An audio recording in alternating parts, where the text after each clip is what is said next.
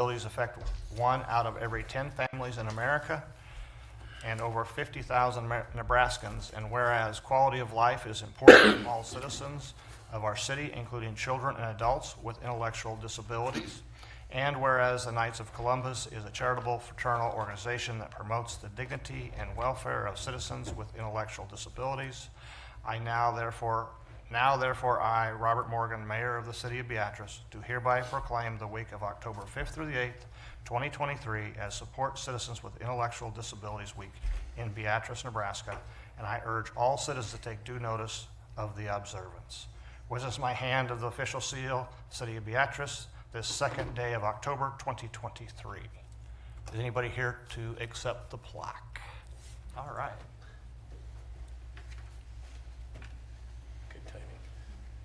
Good timing. Very good timing. Appreciate it. Thank you so much. Absolutely.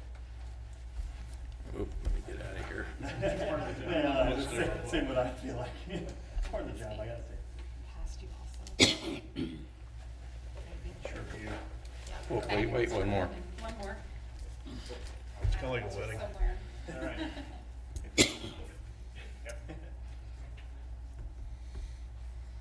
Perfect. Thank you very much. Thank you. Appreciate it. Have a good night. You too.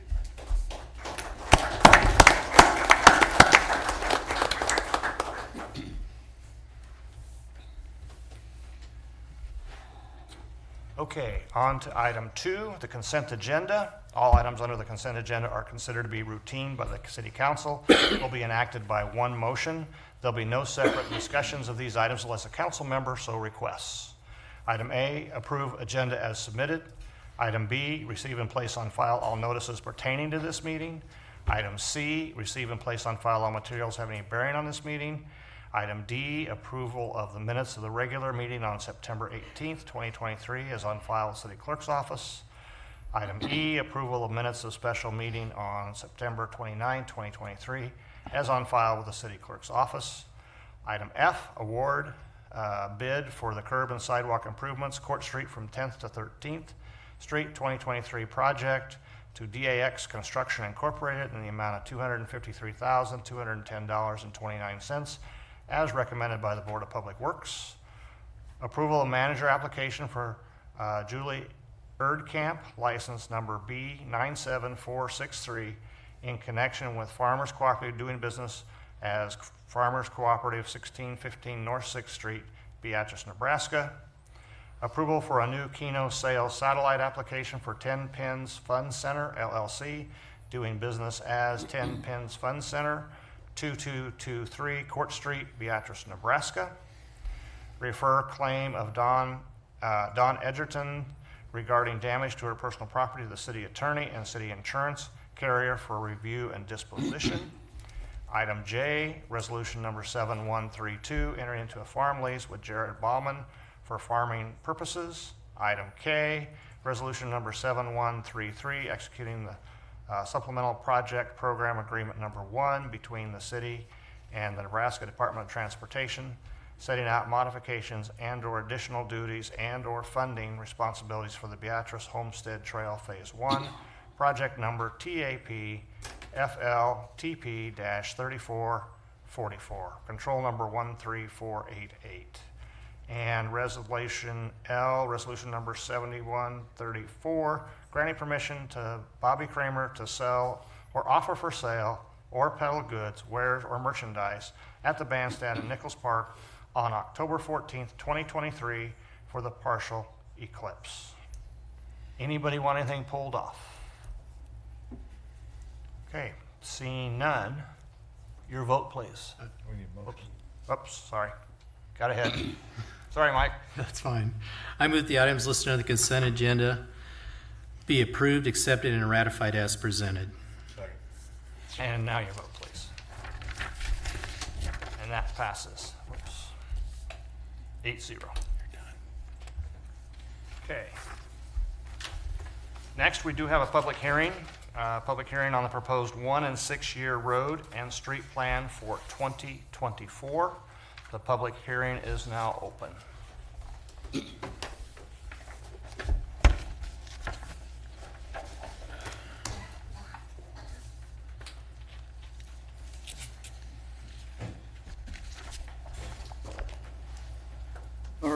Well, it's that time again to go through our 1 and 6 year plan.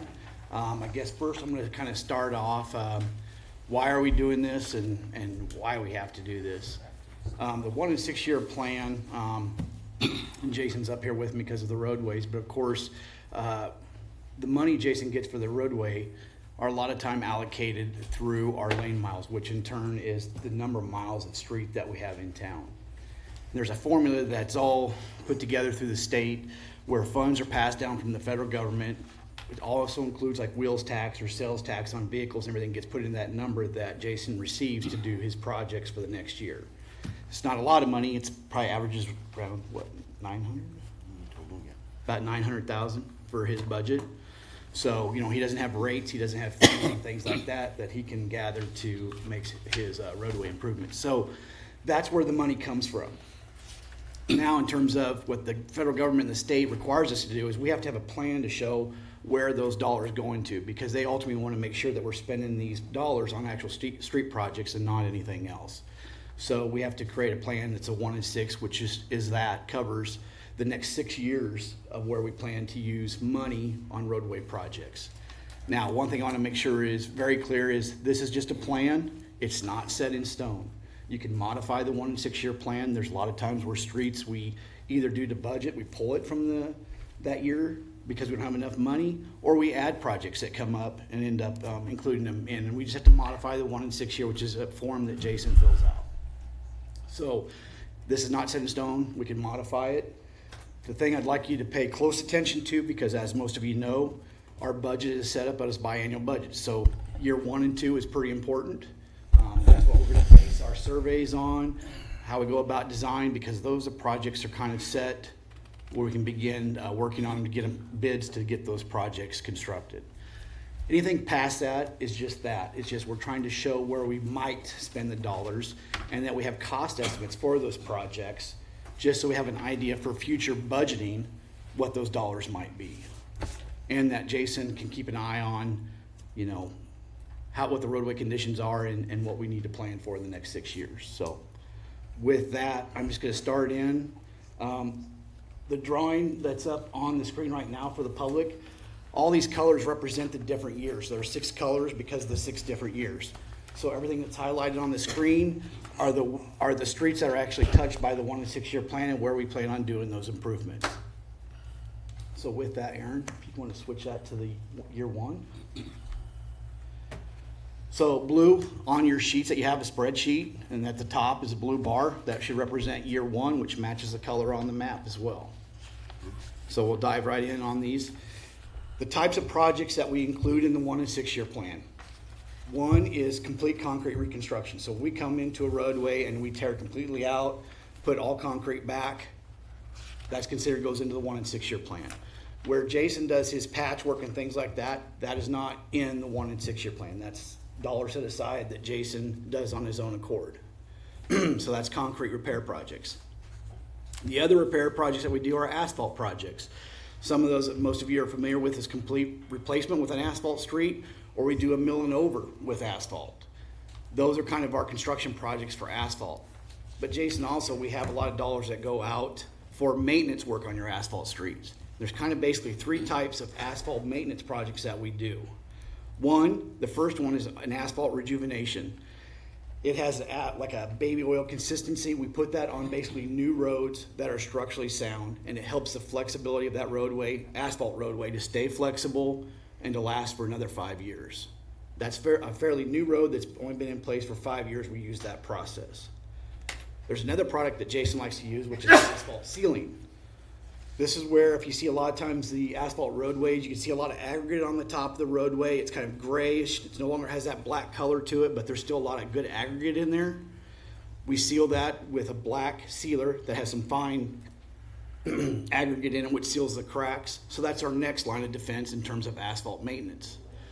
Then when we go further and that aggregate on top starts to peel off, snow plows, things of that like nature, and you see an asphalt roadway where it looks slick, almost just like a tar roadway altogether.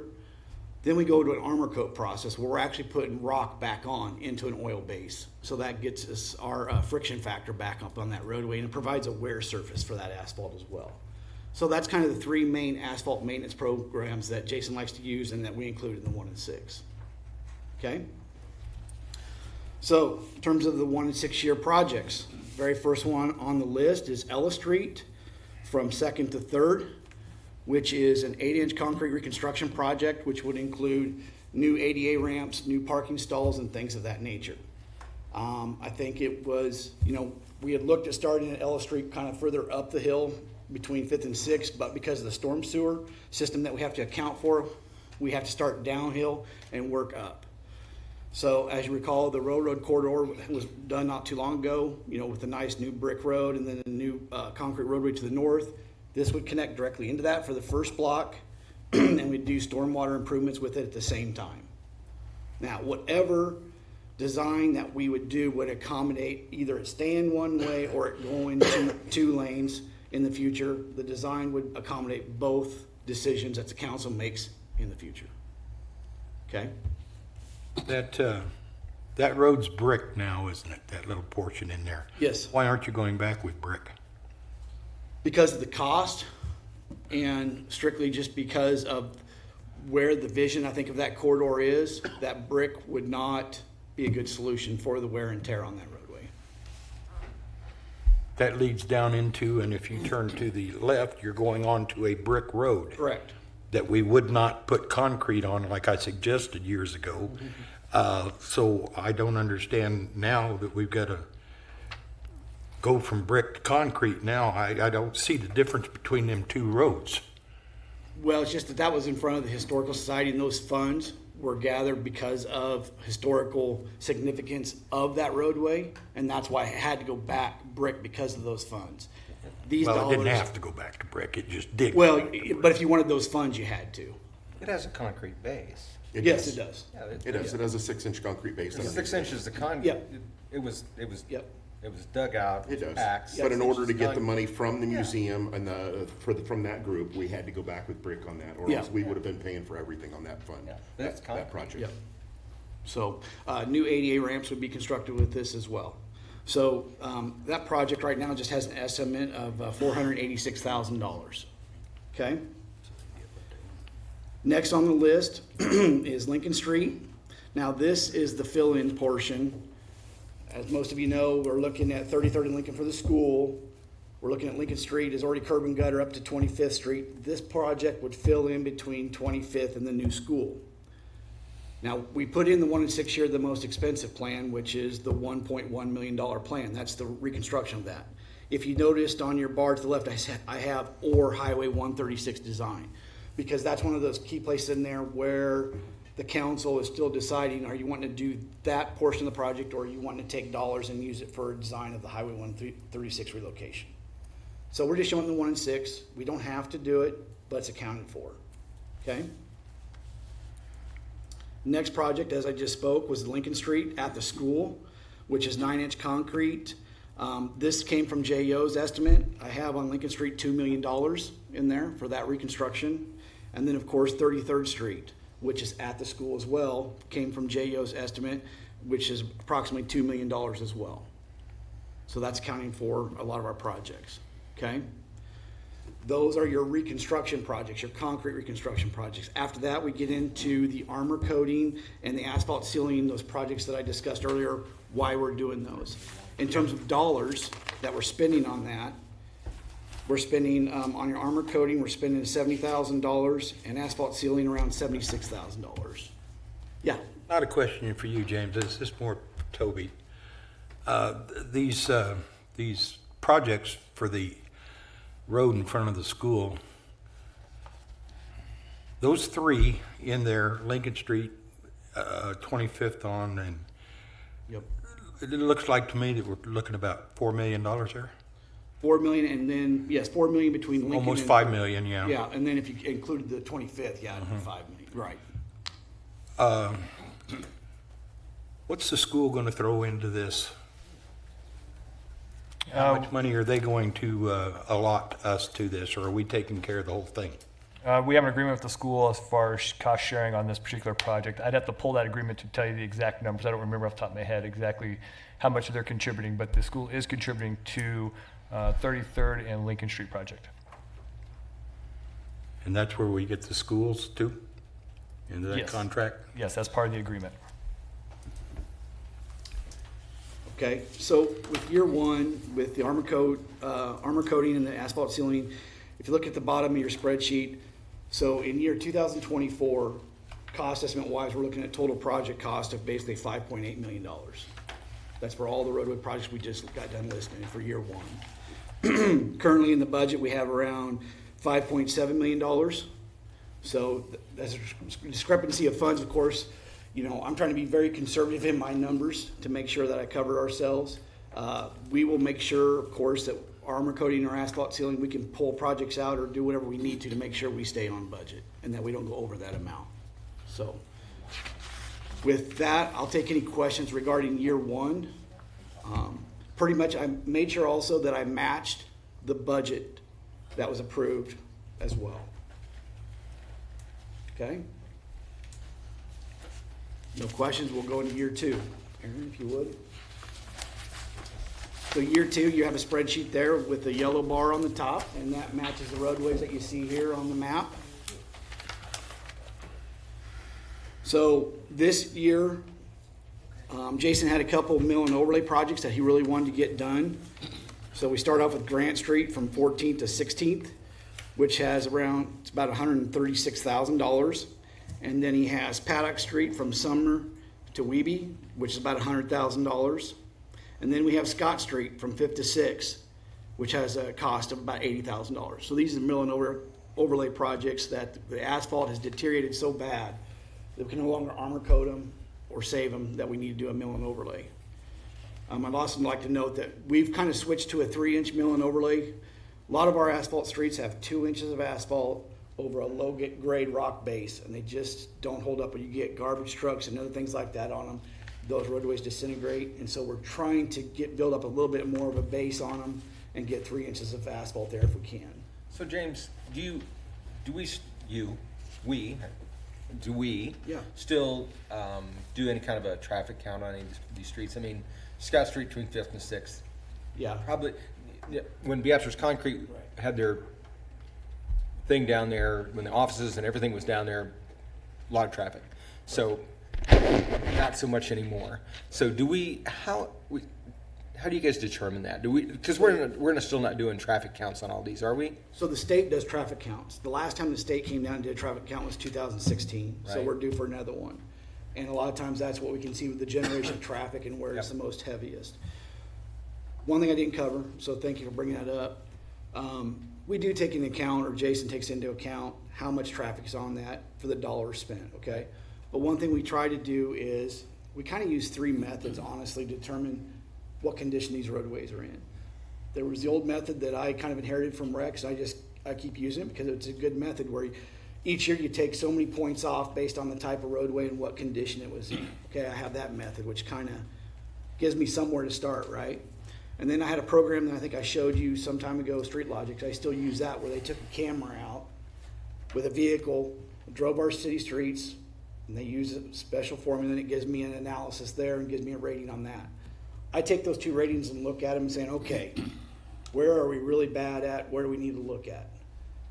But that's not tried and true necessarily all the time, because we have a lot of roadways that score really, really low, that have like a 40 rating, but the road's in very good condition because it had a good base and it's just a good material. We have roadways that score an 80, and Jason goes out and looks at it and goes, there's no way, this thing is falling apart. Or we get calls from council members or public and say, this road's just falling apart, you need to do something. Yeah. So we use all 3 of those methods. Jason's eyes on the street. And you have a little bit more now. I mean, the guys at Mars are Yep. letting you know. The guys that run the snow plows, they're letting you know. So Exactly. that was part of I appreciate you This answering one- the rest of my question before I got to it, so. This one was this was one that we had on there last year. Yep. We pushed it.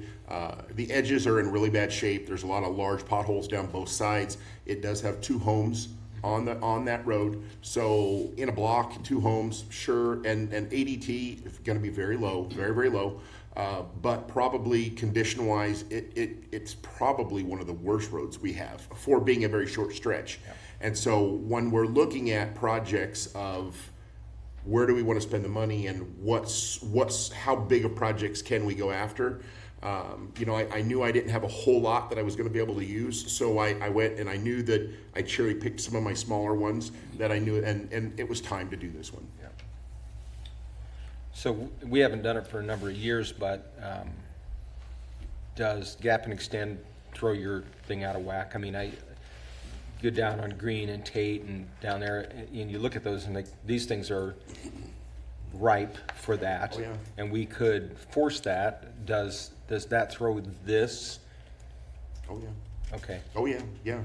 Gap and extend hasn't been done in probably over 15 years at least.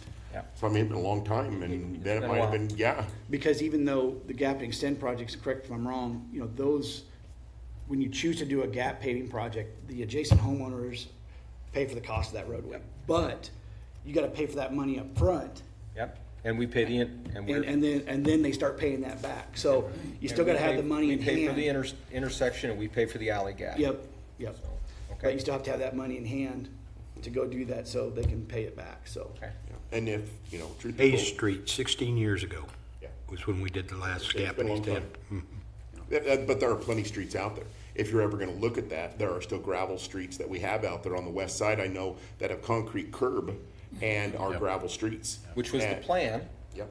which was the plan to do the curb and gutter, get it paid for and then. be Anytime back. you have concrete curbs and you have a gravel street, it's ripe for being finished. There were maybe a couple more in the Glenover area maybe also, and I think there might also be one or two maybe in the Belvedere area that we probably could look We at. had this in the Glenover area that we put pavement on and we're going to come back and do the curb and gutter and we didn't force that either, so. Now, I don't wanna go down a rabbit hole here, but I hate doing that. I'm just gonna tell you as an engineer, I hate putting the curb and gutter in on a gravel road because you know what happens? Yeah. That curb and gutter never stays there, and it ends up, when you go try to pave it, the curb and gutter sitting there doing this, and you end up replacing the curb and gutter Yeah, anyway. that was a long time ago. It was a long time ago. But- Yeah. Okay, We all make mistakes. okay, so in terms of year two, which would be 2025, we have $75,000 worth of armor coating projects. We have $74,000 worth of asphalt sealing projects, and we have around 11,600 asphalt rejuvenation projects. So those are the three asphalt maintenance that I told you about, and we're utilizing all three of them in that year. So for the total for year 25, we have about $476,000 in projects, and as you can see, we're a little over about $11,000 in terms of a budget, but again, we can pull projects off, and depends on where bids come in at. Okay? So the big thing I'd like you to also note, in year one, we're spending, if you recall, I said about $5.8 million. Year two, we're spending a whopping $476,000. So he's preparing that, you know, we're gonna load up front that year. If we do all those projects, there's not gonna be a lot of money for year two. And so Jason's taking that into account and doing a lot of just maintenance projects. So that's why the big drop. Any questions on year two?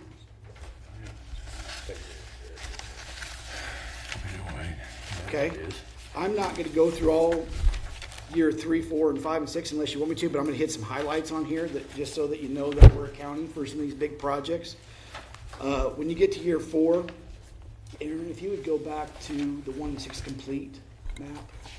And I know it's hard, because some of these are overlaid on top of each other, the colors. But year 2026, which is, did I skip one here? 4, 5, 6.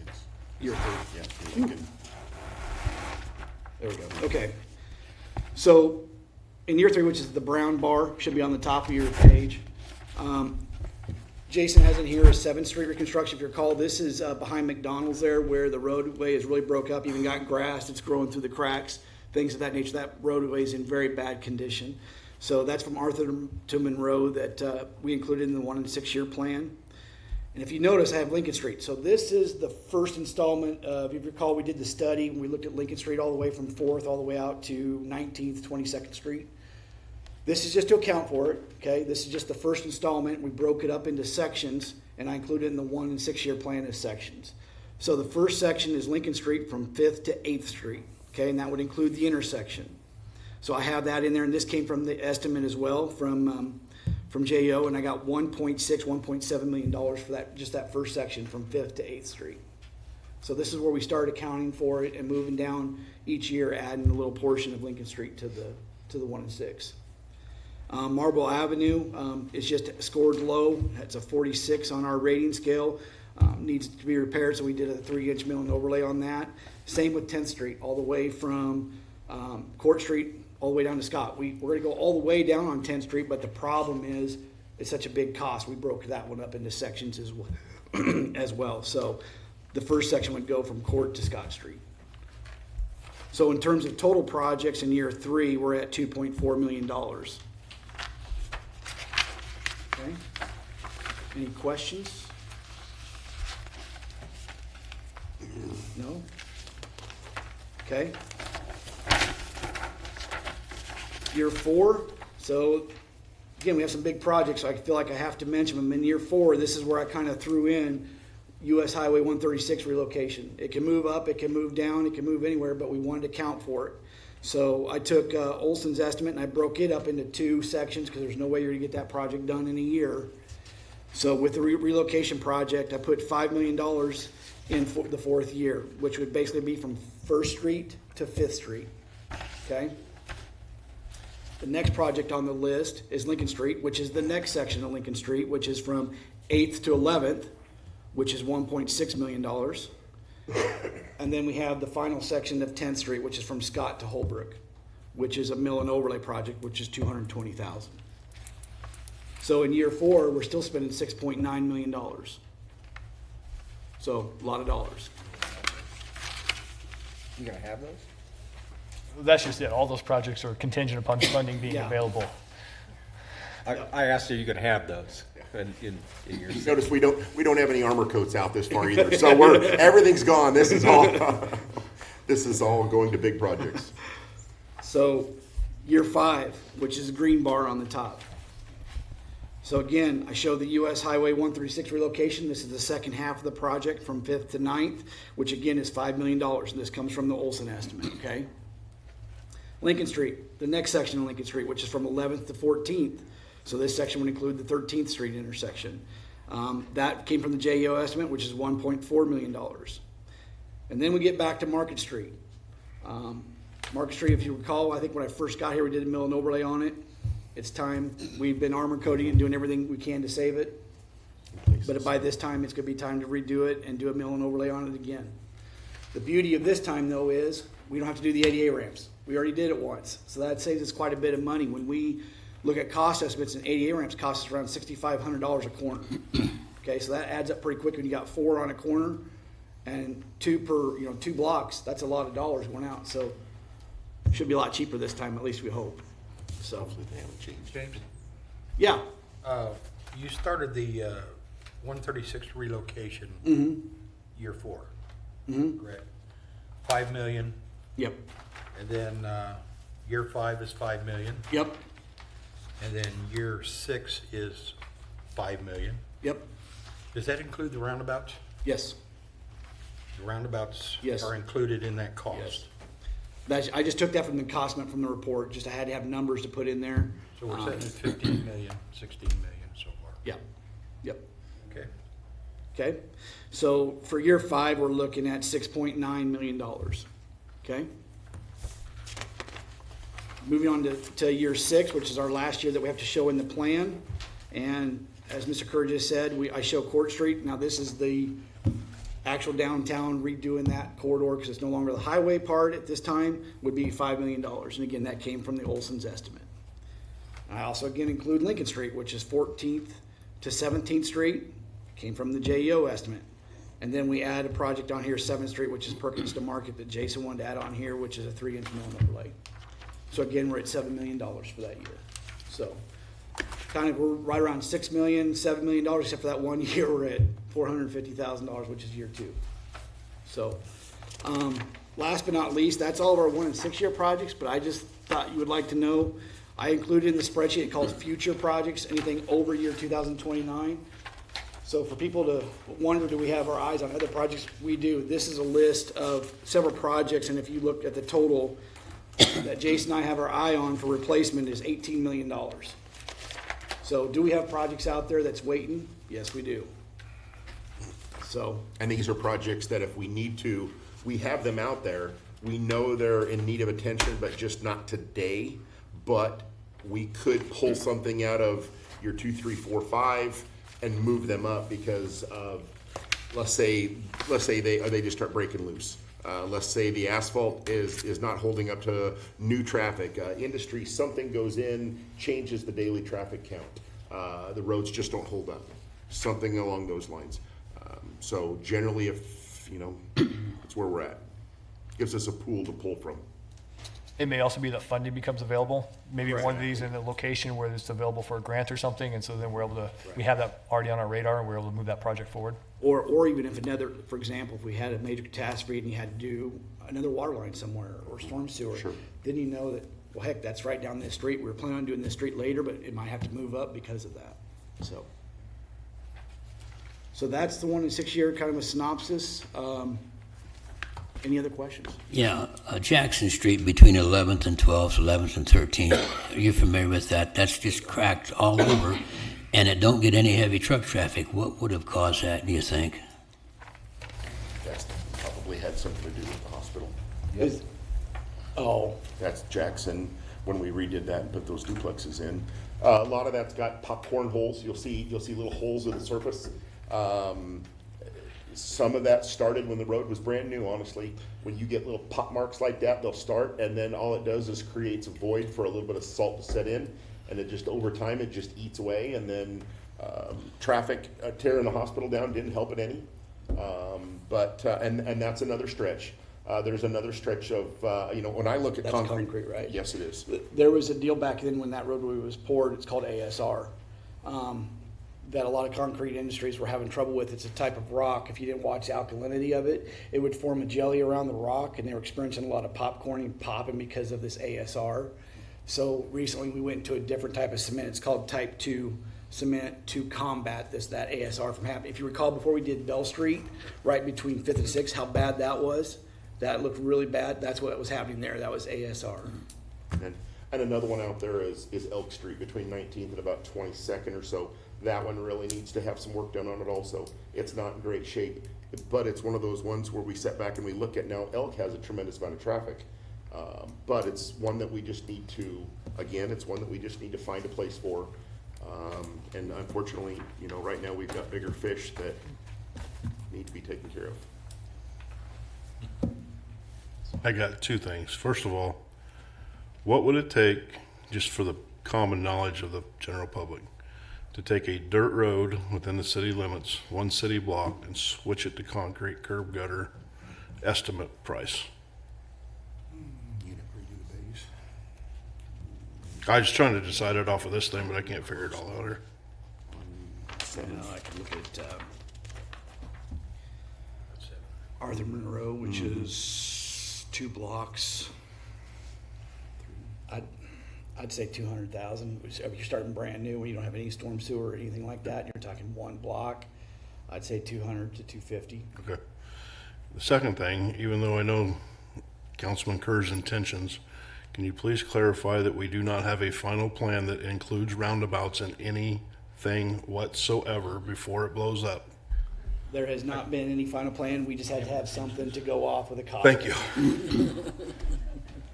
I guess I have intentions, I don't know what they were, but No, you were good intentions. I just wanted to clarify. There's nothing in concrete. I just got one thing to say. If any of you are playing the lottery tonight for that $1 billion and you win, come talk to us, we'll help you spend it. And Tobias, if we do put in a city street the way that they're discussing right here, do we still assess that over 20 years? When we talk about which way, so some of the roads they Oh, talk wait. about, the one behind McDonald's, No, I'm just saying any street, like he was asking about. If we Like just a put fresh in, street, just like I just if we just put in a street and assess it to the property owners, is that over what period it's nowadays? usually over 7 to 10. 7 to 10. Now, it all depends on your council vote of whether or not you want to have that be a city project and we just pay for it. Right. Or if Sure. we assess it back to the property owners. We have not had very many where we have assessed back to the property owners over the last 10, 15 years. Yeah. We Very had few. one, but it's because the public requested it. Yep. Yep. And that was asphalt, but they had all the signatures that they were requesting that it be done. And anybody can do that. Yep, and that's a paving assessment district. where if they get enough signatures, 51%, I believe, of the property owners per linear foot of that block, they can create a paving district, and then we move forward. That would have been on Prairie Avenue and Glen. That was up in Glenover, wasn't it? Yep, Yeah. west side. We came in, we bladed the road down and got it ready, and then they came in and laid 3 inches maybe? Six, I'm sorry, 6 on that one. And then, We worked on that for quite a few years, trying to get that in there. and then we switched a block of Graham from gravel to asphalt a couple of years ago also, where the houses, the little houses with Fakeler? Mike, yep. And that was part of a TIF project. That's And exactly so he paid right. for That those went with to his the TIF properties. financing. Appreciate the work you guys did on this. It's a lot of work here. And that's also getting, when we did that Graham, that's maybe stretch out those 2 cabinet extends on 2 block areas up in there. Yeah. Anything from the public? Okay, Mr. McLean? I move the public hearing be closed at 7:36 PM. Second. Your vote, please. Passes 8-0. Okay, move on to resolutions. Resolution number 7135, adopting the 1 and 6 year road and street plan for 2024. I move the resolution number 7135 be passed and adopted. Second. Any more discussion needed? If not, your vote, please. And that passes 8-0. Resolution number 7136, executing the service agreement with Merchant McIntyre Associates for the purpose of finding and applying for competitive and discretionary grants on behalf of the city. I move the resolution number 7136 be passed and adopted. Second. As we discussed at the last meeting, this would be a company that would help us with some federal grants and look for some federal funding for some of the projects we talked about tonight, and obviously a number of other projects that would be out there. Their contract we're looking at is a 3-month contract, $8,000 per month, so a $24,000 commitment. At that point, they'll come back to us with some assessments, and we can decide if we want to move forward with them or not. At the last meeting, there were a couple questions that were asked. They would write the grants at no additional fee. They would provide post-award administrative services at no additional cost. And they said the monthly retainer would remain the same after the 90-day agreement if we decide to move forward that way. Those are a couple questions from the last council's meeting. I don't know if I need to speak in favor of that again. Probably not, but appreciate both of you guys' vision to do that. I think that's a $24,000 3-month investment for the community, I think will pay off. So I appreciate you guys working on that. Great. Any discussion from the public? Seeing none, your vote, please. And that passes 8-0. Resolution number 7137, rejecting the Rural Workforce Housing Land and Development Program grant awarded to the city for the purpose of acquiring real estate for the development of rural workforce housing. I move the resolution number 7137 be passed and adopted. Second. So this is the grant that we got for the Kensington building. If you recall, as part of the agreement, is for the city to purchase the building from Main Street. We received a grant for $1 million from the state of Nebraska. However, as we worked through that process, it was discovered that since the grant funding was coming from ARPA dollars, there were a couple of stipulations on there that just make it unbearable for the city. One being that we cannot sell the building. If we do, we have to pay back the $1 million. And 2, if we rehab the building, we've changed the use of it, and we have to pay back the $1 million. Well, it kind of defeats the whole purpose of what we're trying to do with the Kensington building.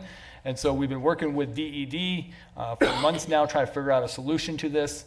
And so what DED has requested is that not only the city of Beatrice, but all the other people who received this grant turn the grant down, send the money back to the state of Nebraska, and we'll work through the unicameral this upcoming session to see if we can't find a different funding source that would not have the federal strings on it, so we can continue to use the dollars then to rehab that facility as we initially envisioned. So tonight, what we're asking you to do is actually formally reject the grant from the state of Nebraska, and we will start that process of working with our legislature to see if we can't find another solution. Hurts. How positive are you that the legislature will help us? I think they're willing to help us. I mean, the conversations I've had have been very supportive. As you know, though, everybody thinks their project's the most important when it comes down to funding, and so that'll just be the battle we have to work through to try to make sure that our project gets funded. Any other discussion? If not, your vote, please. That passes 8-0. Resolution number 7138, executing the First Amendment to the grant agreement between the city and Main Street and to increase the maximum cap for reimbursement for Main Street's expense. I move that resolution number 7138 be passed and adopted. Second.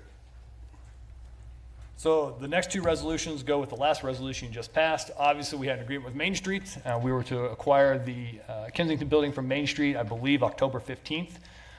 Well, obviously, if we don't have the grant funds available to us, A, we can't purchase the building, but B, our whole grant application is for the city acquiring the building. And if I acquire it before the unicameral has a chance to take a look at this, it may defeat our grant application in the future. So we've got an agreement with Main Street here, and what this does is it extends closing date to June 15th of 2024. So it gives us an opportunity to go through the legislature session to see if we can't find a solution through that process.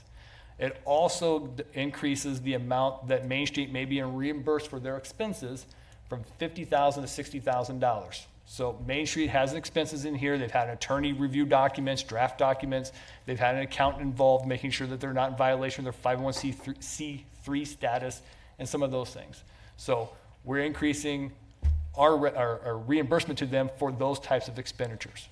These agreements also then says that Main Street may submit for reimbursement by October 15th for the money they've expended so far, because they've had some money they've outlaid already. We'll reimburse them within 30 days, and then we'll settle up with them at closing on June 15th of 2024. Have they already got the 50,000? No, But they want 60. they haven't received anything yet. Okay. The part of the agreement initially was that we would settle at closing in October. And that closing is not going to happen in October, but they have money that they've expended already. Okay, I might be confused or whatever, but we're not doing the grant. I'm sure they've got some legal expenses, but why the extra $10,000? I mean, they got 50 there. That, unless that's an expensive attorney. Well, first off, it's all reimbursement. So if they don't spend it, they don't get reimbursed for it. And second of all, they'll have additional costs because now they'll have to go through a tax season with this on their books, which will change their tax status. And so they'll have to make sure they work with their accountant to make sure that is done correctly. In addition, now we've had some additional documents come through that obviously they've had to have attorneys review and some of those items that become additional cost. They're not asking for the money. We're asking them to do this work for us because they're the only ones that can do it because they're a nonprofit. So we're asking them to do it. They're doing us a favor and we're paying them for it, essentially. And we don't want them to jeopardize their tax exempt status Right. while they're doing this, which is a big deal, and that's expensive. Yeah. I've got no problem with it, with the Yeah. tax stuff, but Ted, yeah, they're doing us a favor, but we fund them to do that favor for us. Hey, I'm splitting hairs here. You partially fund them. Yeah, probably 90%. Oh, God, no. No, not. Don't think so, Michael? I've got a copy of their annual budget if you'd like to read it. Well, I'll tell you what, Moving when we along. first started that, they were gonna be self-supporting in 5 years. That was 22 years ago. Any other discussion? From the public? Seeing none, your vote, please. That passes 8-0. Okay, resolution number 7139, executing the First Amendment to the real estate purchase agreement between the city and Main Street to extend the closing date and to increase the maximum cap of the reimbursement for the Main Street's expenses. I move the resolution number 7139 be passed and adopted. Second. So we have two agreements with Main Street. That's why you have two amendments. You have a grant agreement, you have a real estate agreement. Again, it's all the same stuff we just talked about. Any other discussion?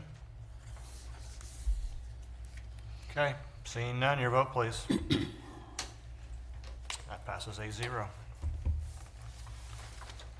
Okay, resolution number 7140, executing the sponsorship agreement with Pinnacle Bank as a sponsor of Hannibal Park. I move the resolution number 7140 be passed and adopted. Second. So I think the last council meeting, we approved the agreement with Sportsman, what the heck's their name? Sportsman Solutions, to help us raise some money for Hannibal Park. If you remember, to finish out some improvements out there. They've been working with a number of different companies here in the city of Beatrice. And so the first one they were able to get an agreement with was Pinnacle Bank.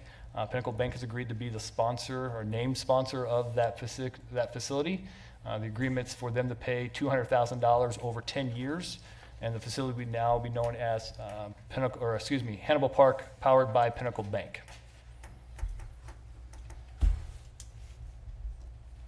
Discussion.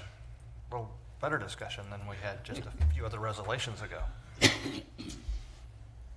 Seeing none from the council or the public, your vote, please. That passes 8-0. Resolution number 7141, executing the sponsorship agreement with Runza for Hannibal Park. I move the resolution number 7141 be passed and adopted. Second.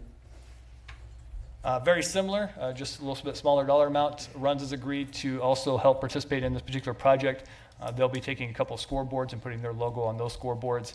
I believe it's $6,000 over 3 years. I believe is what their agreement calls for. Is it $9,000? Thank you. Yep. $9,000 over the 3 years. And so, again, great to have another corporate sponsorship here on this. We're looking forward to working with these partners. And then we'll bring to you the next round of partners at the next meeting. All probably money we wouldn't have had. No, Sportsman's has done a great job going out and contact these individuals and helping them understand the vision and helping us raise them some money. So they've been good to work with. And they didn't waste any time, went right after it. No, they did not waste any time. What are we paying them, a third? They get 30%. And I think if we go back to our budgeting process, the parks are part of our property tax. And so these funds help offset not having to increase our taxes for public properties, and gives us a great amenity as well. Okay, your vote, please. That passes 8-0. Okay, that ends the resolutions for tonight. Now we move on to ordinances. I'm going to introduce for consideration for the second reading of ordinance 2324, amending sections 17 through 181 through 17-187, inclusive, amending division 2 of article 8, chapter 17, amending sections 17-201 through 17-205, inclusive, repealing division 3 of article 8, chapter 17, including sections 17-206 through 17-209, inclusive, of the Beatrice City Related Code. We read this one time last week. First, we're going to have a motion to suspend the rules and read them a second and final time. I move that the rules be suspended and the said ordinance number 23-24 be read by number only the second and final time tonight. Second. Gentlemen, your vote. And that passes 8-0. So I'll read ordinance number 2324 by number only the second, and 2324 the final time. I move that ordinance number 23-24 be passed and approved. Second. Any further discussion? I know that we read it one time 2 weeks ago to try to get some more input. I believe we did not get any input after that meeting and up to this point. And come on up and state your name and address, please. Good evening, gentlemen. My name is John Charles Fisher, 702 South 3rd Street here in Beatrice. Actually, you did receive some input, Mr. Kerr. Yes. I did call you passed it about on this. to the, First off, I want to say I know that this is a hard job to do these ordinances, because you have to balance out the protection of the city and the people but also protecting property owners, property owners' rights. Namely, the Fourth Amendment. We have a right to protection against unreasonable search and seizure, and we have a right to have a warrant. The ordinance that you guys are trying to put in flagrantly just throws that in the face of the Fourth Amendment. Let's see here, under section 17-186, subsection D, abatement citation. Within 5 calendar days after receipt of such notice or publication or posting, whichever is applicable, if the owner or occupant of the lot or a piece of property or a piece of ground has not requested an appeal hearing with the city as outlined above, or fails to comply with the notice to abate and remove the nuisance, the city or its designee shall have the right to enter upon the property where such nuisance exists and remove or abate the nuisance. It shall be unlawful for any person, corporation, company, partnership, or association to interfere with, hinder, or refuse to allow the city or its designee to enter upon private property for the purpose of removing or abating a nuisance under the provisions of this article. And paraphrasing, they can also cause criminal or civil complaint to be filed, all the expenses and costs to be incurred by the homeowner or by the property owner. I don't see why that's necessary. The current standard under the ordinance is that you guys, after the notice, you file a suit in equity with the county court. You go there, you go through the proper procedure, you get an order from the court to enter upon the property to remove or abate the nuisance. When you look at some of these nuisances, people think, it's like the property 2 doors down from me where there's vehicles and trash everywhere, or the halfway burnt down building over on Ellis Street that's been there for at least as long as I've been here, and nothing's been done with it. But then you go into any unsightly building, billboard, or other structure, or any old, abandoned, or partially destroyed building or structure, or any building or structure commenced and left unfinished. Moving on to the end, or are so unsightly as to depreciate the value of property in the vicinity thereof. And the list is non-conclusive. So that to me means that that's left up to the discretion of the city code enforcement officer whether or not a nuisance exists. We're leaving it up to one person to decide if there's a nuisance. And then you're going to leave a sign in the front yard for 5 days, assuming that the wind doesn't come up and take the sign out of the front yard and the owner doesn't get a notice. Then you're just going to come on a property without any sort of warrant? No. I tell you right now, if that ever happens at my house, I will file suit against the city and I will bring you up on Fourth Amendment grounds. Because I have a right to have you present me with a warrant to come on my property. Unless there's a health or safety risk, then you can go, then there's an exception. John, Same with be careful with what you're saying as far as litigation or anything against us, because we would have to stop you, I'm thinking, if you do that.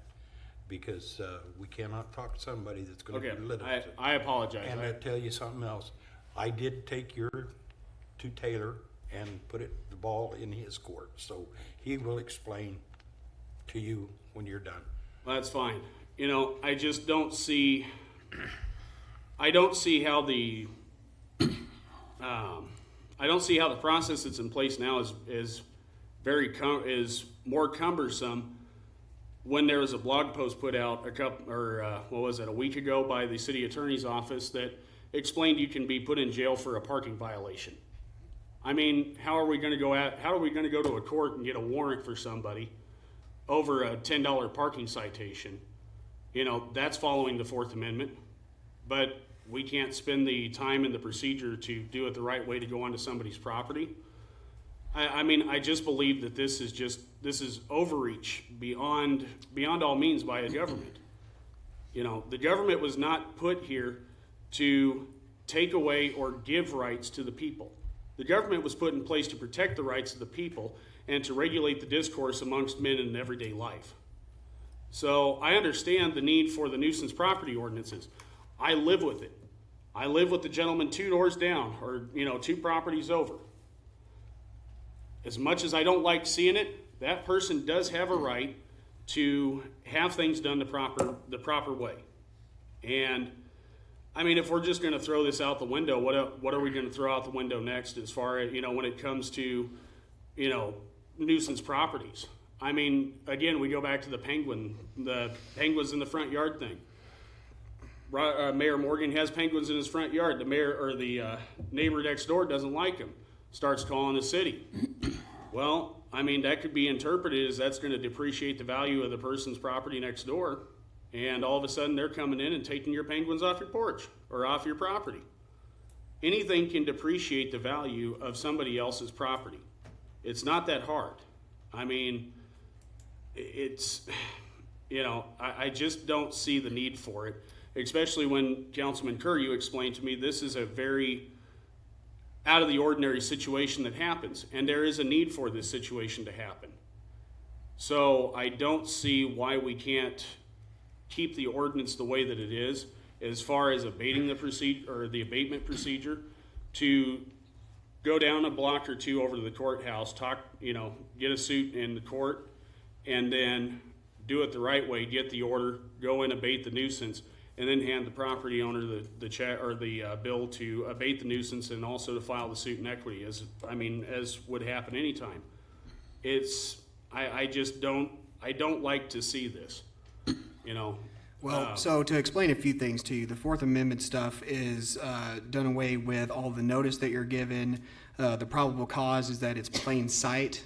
You are right in that there might be an interpretive issue as to what counts as a nuisance. However, that would go over in court. And the ordinance as it is today and as is modified are very standard ordinances upheld by courts all the time with plenty of case law. Yes, there's case law where people go overboard. We haven't had that happen, and it has not been a real issue. There's only been really one litigious character in all of our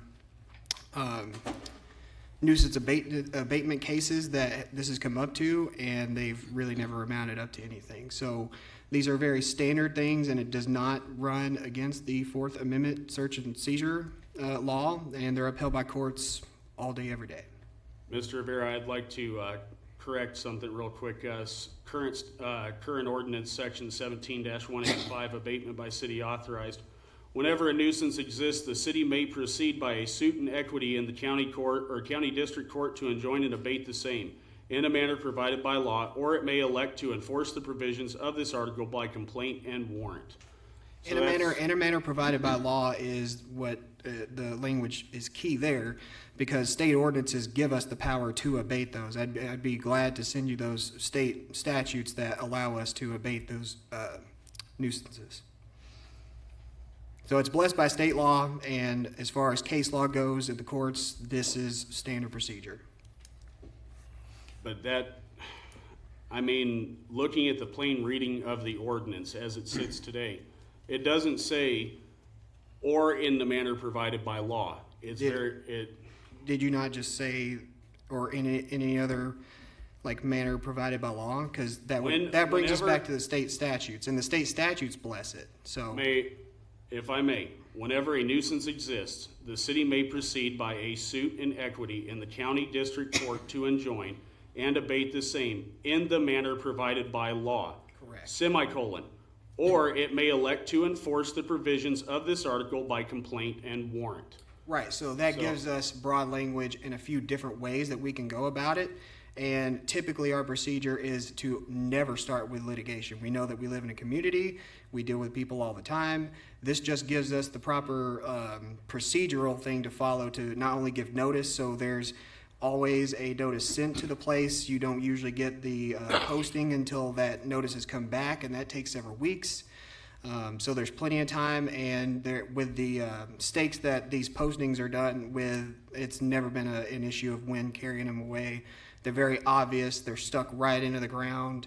And again, this is standard procedure, and as you even said, again, repeated that same phrase, as provided by law, which the state statutes give cities the ability to do this, because the city does have an interest in making sure that people aren't running their property into the ground such that it's truly depreciating the property values of everybody surrounding that area. So not only does the city have a valid interest, it's not being done so in an arbitrary or capricious manner, and we follow along with all of the standard Fourth Amendment like search and seizure law with that. And it's backed up by decades of case law that uphold these ordinances.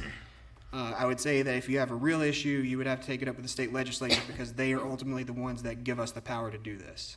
I would like to say, in as always in legal fashion, there's always a disagreement on both sides. Everybody's always right. Sure.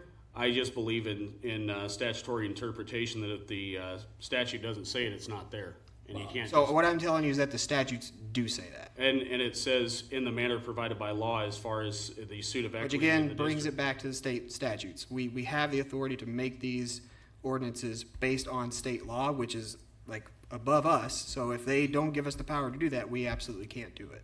But they do, and we do follow that procedure. Sir, I certainly respect your right to come here and tell us all this stuff. I really do. But the committee has went through these as best we can with the help of our attorney and our city administrator, who is also an attorney. And we've come up with the best that we can, and we can argue about the Fourth Amendment till the cows come home. But we as a council have to rely on our city attorney and our city administrator and the mayor to. And I would be glad to sit down with you one day, give you the statutes, give you all the run over of the case law. We can have that discussion. I'd love to educate you because I don't get to educate many people about this. So yeah, you can always give me a call, stop down by the office, but I can show you the paper trail as to how we get here and how it's all blessed by state law and case law. I understand that. I think that we've done the best we can do, and I think it's time to vote on this.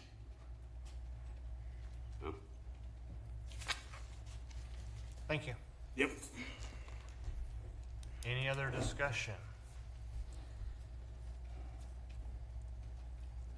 Seeing none, your vote, please. And that passes 8-0.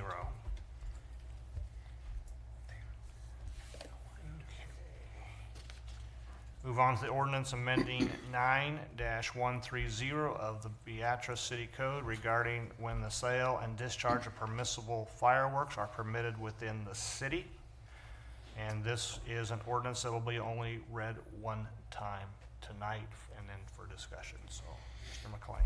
I move the said ordinance be given number 23-27. The title thereof be approved. The said ordinance be read by title only one time tonight.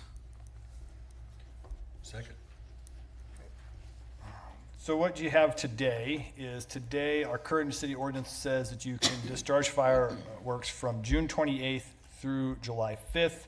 And it has some information there as far as how late in the day it goes, but most times it's 10 o'clock. If it's a weekend, it allows you to go to midnight, and then on 3rd and 4th, it lets you go to midnight. The proposal before you would limit the days in which you can discharge fireworks to June 29th to July 4th. So we do shorten up the first day. It gets rid of the 5th, so that day is gone as well. And then you can only discharge them up till 10 o'clock, except on July 3rd and 4th. Those would still be that midnight time frame. So we'll open up discussion. Gary? Again, the ordinance committee worked through this a couple of times. I think it was 2 or 3 council meetings back, maybe more than that, but we was looking for a consensus. A lot of people wanted to go on for 8 days, and I asked Dave, he actually knows a lot about this, and I know Tim had some suggestions, but I thought, and correct me if I'm wrong, but I thought we kind of came to consensus about 6 days. But it's open for discussion. I think when we met the other day, I think it's somewhat more enforceable, and I don't go back past the 5th, and I think we covered as much as we can, but we certainly can discuss anything you want to. I guess I'll start. Oh, go ahead. Go ahead. Just refresh everybody's memory. What was it before we changed it last year? Again, so what you had currently is June 28th to July 5th. Right, but That's what we have to- before that, before you changed it Before last that, you go back to, it was July 1st through the 4th, Okay. if I'm And right. what, and going back, obviously I wasn't on the council at the time, but the main reason for changing that from those dates? I believe there was a request from some in the community to have a longer time period, both to sell and to discharge fireworks. That was brought forth before this council, and the decision then was made. I can't speak to each individual why they voted the way they did, but it ultimately carried more than a majority vote to extend the time period to what you currently have. How long was that 1st through the 4th, though, on the books before we changed it? Oh, boy. Forever? So basically forever, and there really hadn't been any complaints, and then we changed it, and then we get a bunch of complaints. I can't speak to the number of complaints. Well, We did have complaints. we had plenty of complaints. I'll go with The council had plenty of complaints. Tim, let's go to you. Well, a lot of this came up based off of some complaints that were called in. We had a open meeting at a council meeting about this. 0.0005% of the population stood here and talked to us about their complaints. That's out of 12,500 people, 6 people spoke. It took me months to get this on at the request of a constituent in the city of Beatrice. In a matter of boom, here we are trying to change it, amend it, and abolish it, and change the dates and everything else. Just seems to me like kind of ridiculous. It was said here a couple weeks ago that this is the only holiday that gets celebrated for more than one day.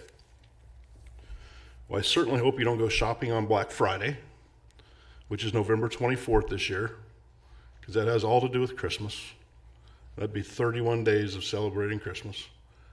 I'm sure that you don't get together for your entire family, both sides of it, in one big happy occasion on Christmas to celebrate that holiday.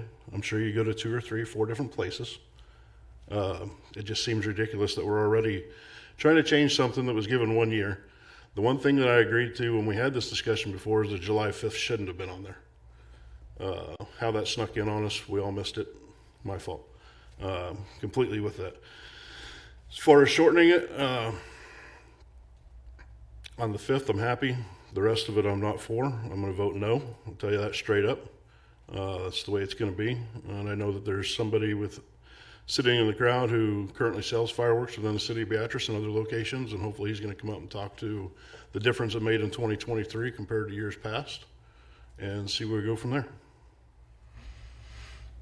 Well, I'm a no vote on this tonight. So I voted against changing it a year ago, and we had this conversation then that we'd hoped that we would revisit it after we changed it. So we did revisit it, and I had I don't get much contact from the population or the people in Beatrice about a lot of things, but I did on this. So. Yep, and Tim's right. 6 people came up and talked about this, and you gave your percentage.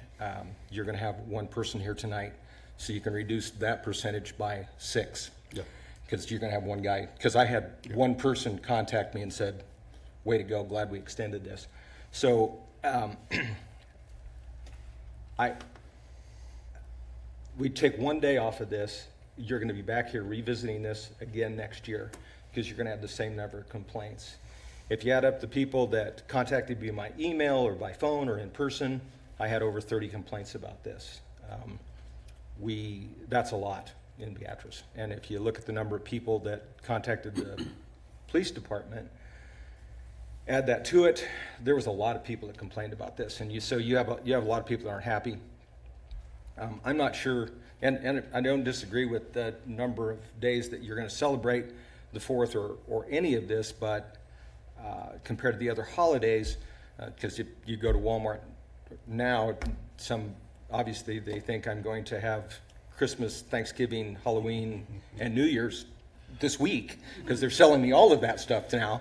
So I guess we're a little confused. But the other thing is I think that the time frame on this needs to be shortened. I'd like to see it go back to the 3 days. I don't see a problem with that. And the time frame on the firing them, I think should be capped at 10 o'clock each night. If the 4th of July is on Sunday or a day of the week, there's people that have to get up and go to work next morning. I think 10 o'clock's enough. And that being said, I'll give you my one last point on this. The city of Beatrice, the police department writes tickets for ordinance violations when they get a complaint. So if they see somebody with whatever the ordinance is, a noise ordinance or a trash ordinance or whatever, until they get a complaint, we don't write a ticket. I would have liked to have seen in this ordinance that they don't have to wait for a complaint if someone's firing fireworks off after 10 o'clock. They're literally sending up a red flare that's saying, I'm breaking the law, and I'm doing it right here. So I would hope that I would hope that the police department would go there, write a citation for those violating this ordinance after 10 o'clock, so their neighbors don't have to call. I had one of the gentlemen that contacted me about this, and he said I would have called the police on my neighbors, but because for a multitude of reasons about the fireworks. But he said the problem of it is when the police you make that contact, the first thing the police department does is they drive to your house and knock on your door and says, where's the problem? And he said, they're still my neighbors. I wanted to call the police on them, but they're still my neighbors, and I got to live with them the other 364 days a year. So that's the problem. So until this thing is reduced back to 3 days, that the police department goes out and writes tickets without being called after that 10 o'clock, and it's shortened away from midnight to 10 o'clock on the nights, I'm going to be no on this. Ted hit pretty well everything I was going to say. I'm going to be a no on it too. I want it reduced down, and the reason is, those other holidays that Tim was talking about, that's all fine, but this holiday, there's fireworks and noise going off, and some people have to go to work. The other ones, you don't have the fire, the booms and the bangs like you do on this one. Okay. And that was everybody that contacted me. I got to get up, go to work in the morning. Well, okay, I know, but you do. Okay, I see. And I did have quite a few. Before I go to Dave, let me just make one point of clarification. If you're going to vote no, and this is defeated, then it remains at what it is today. Yep. And we can revisit it. Unless you'd like me, I don't think a motion that I would make Right. that I would vote for would pass. So I'm willing to let it fail so we can revisit it. We can bring it back up. And Mr. Mayor, if I may, real quick. I've stated this when we brought this up originally to change it to what it is now. Okay? I stated it a couple weeks ago. And we even had a dispatcher up here who's worked there for 20-some years. Cannot recall ever giving a ticket to anybody during the 4th of July holiday. And I can't expect the chief and his police officers to run around and write everybody a ticket who's lighting a firework. Because if they did, they could sit in my backyard and write a ticket every weekend to the guy who lives behind me. It happens all the time. You don't hear, I'm sitting at McDonald's getting me a Coke on the way here today. I've yet to have anybody in the city of Beatrice call and say, there's a Dodge truck, gray in color, the exhaust is too loud. It comes by my house at 1 in the morning and it wakes me up. It's no different than a firework, and it's 4 or 5 days a year. Them trucks are running around, them cars are running around 365 days a year. I think we're, as the old saying goes, picking pepper out of a pile of hay right now. Dave? Well, obviously, we've got both ends of the spectrum up here just at the council, and we've got both ends of the spectrum out there in the audience. We've got those people that would love it to be 0. Some would accept 2. We've got people that are out there that are selling the product that would love it to be 10, which is what the state allows. When we looked at this, obviously, the 5th was wrong. It's just flat wrong. There's just nobody shoots fireworks on the 5th. You're done at midnight on the 4th. And I think we've all agreed upon that. The compromise that came into this draft was to shorten it some, not from 7 back to 4, but to 6, but also to make sure that the first and the second, no matter where they fall, are 10 o'clock shutoffs.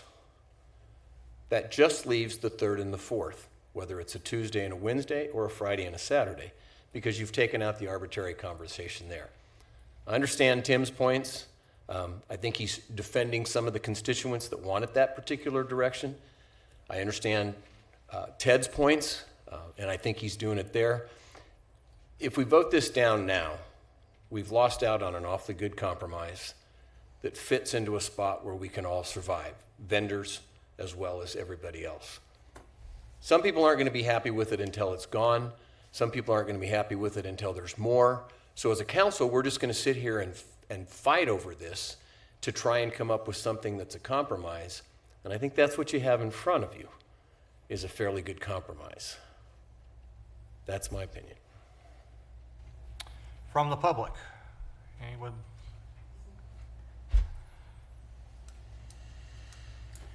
And again, state your name and address, please. Yes, sir.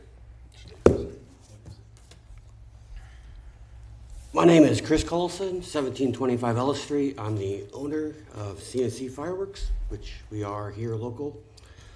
I guess I'm requesting, sorry I get emotional about this, but I guess I'm requesting that you allow our business to continue to thrive like it did last year. I gave the city 20% more in tax from collecting from my sales. We had a banner year. For the first time, we saw the potential of having a building in town. We are looking at growing to have a building. We are looking at growing to have a warehouse because we want to make this our home. I want to stake my claim. I understand that fireworks is a touchy subject between people, that you either hate them or you love them. I get that. I also am a pet owner. I have dogs that do not like them. I take the precautions and the necessary means to take care of those pets.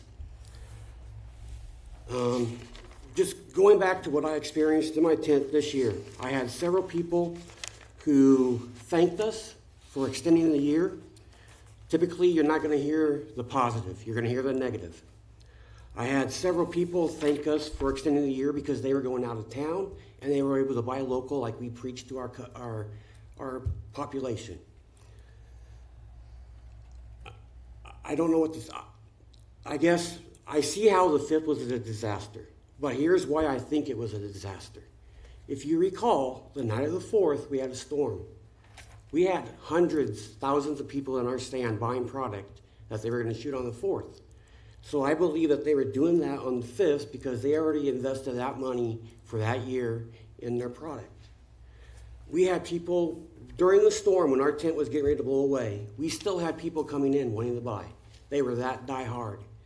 Ever since COVID, we have seen a growth in our industry of the consumers of fireworks.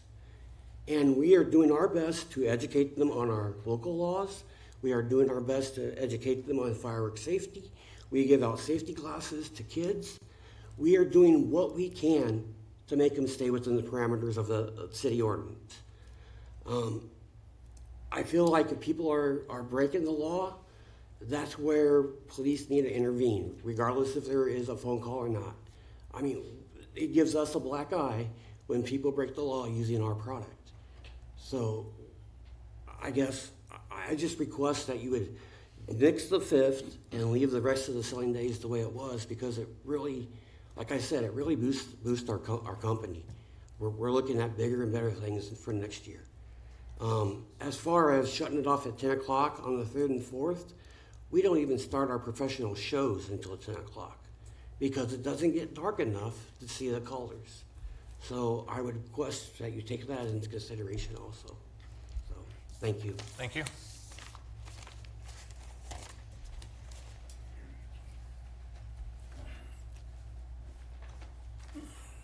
I'm Paul Fanning, 522 Helen Street here in Beatrice.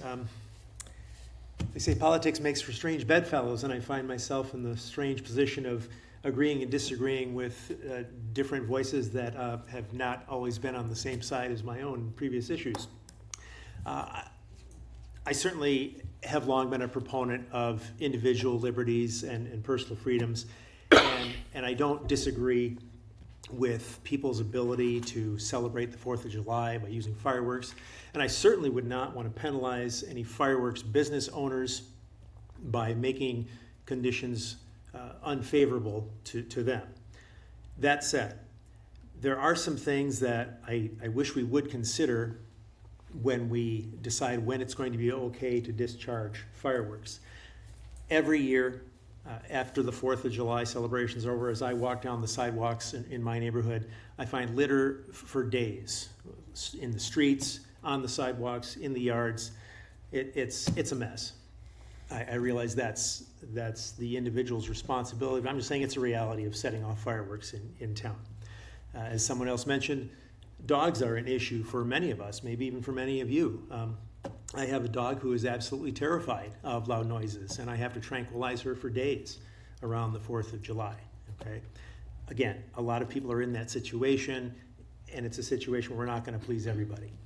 I guess the biggest reason I have a concern about lengthening the time of year when we can discharge fireworks has to do with some of the I guess the most important citizens in our community, and that would be our veterans. I'm not a military veteran, but I know that some of you are, and I work closely with a number of veterans, and I know veterans who routinely go out of town every July 4th so that they can find some place other than home where they can be at peace and not have to listen to the disturbing sound of fireworks. I can't imagine the horrors that our military veterans have gone through, especially those who've been deployed to combat zones where they risk their lives and sacrifice their mental health even after they come home. These are the men and women whose sacrifices have made it possible for us to enjoy what Independence Day is all about. And yet, we are willing to make them uncomfortable and re-traumatize them by adding to the amount of time when we decide it's okay to shoot off noises that they find disturbing and unsettling. For their sake, I would strongly favor shortening the amount of time when we're going to permit the discharge of fireworks. Notice I said the discharge of fireworks. I don't care when anybody buys fireworks. You can sell fireworks 365 days a year as far as I'm concerned. But do we really need to have an acceptable public disturbance dragged out for several days when there are so many people in our community who are going to be traumatized by it? The city of Lincoln, which I have never wanted to uphold as an example of how I think a government ought to be run, but the city of Lincoln only allows 2 days a year, July 3rd and July 4th, when fireworks can be set off. Working in Lincoln those nights, I can tell you that's more than enough. So I was quite surprised when we decided to extend the window in Beatrice when we can set off fireworks. Again, we're going to have as many different opinions as there are people in the room, I am sure.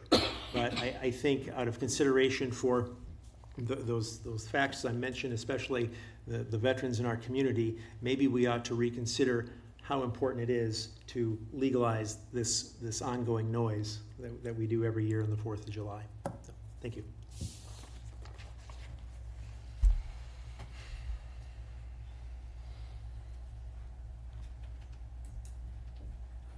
I'd like to add to his comment. We have a stand in Lincoln, and I'm up there a week, 10 days before it opens, helping our group get it set up. Hickman sells for 10 days. Lincoln shoots for 10 days. They just shoot legally for 2 days. So it sounds like a war zone while we're setting up before we're even able to sell. So that's another thing to take into consideration. You may set the law at a shorter shoot period. People are going to bring it anyway. We have stands out of town that are run longer. We have our customers from Beatrice finding us at those locations, and they're coming back to either Beatrice or outside of Beatrice to shoot. So that's something else to think about when you make your decision. Thank you. Anyone else?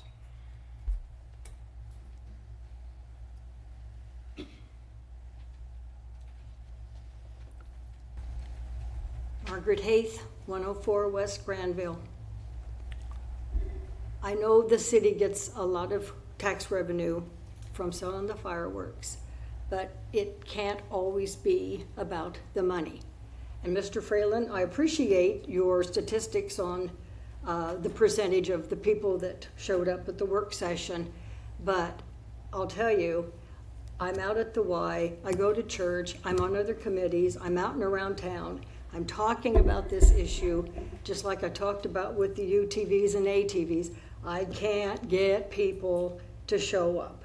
They're sitting at home watching on TV, they'll talk, they'll sign a piece of paper, they'll call, they'll email, but I can't get them to show up. So I think rather than going by just who showed up that night, you kind of have to look at how many calls have you gotten, how many emails have you had.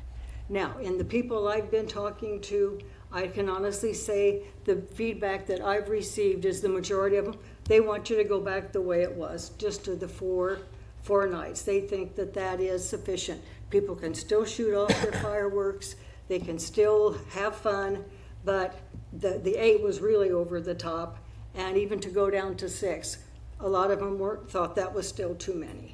So that's that. Again, that's just my word for it. I said unless from the people that I have been encouraging to call and to text and email, unless they have shared that with you also.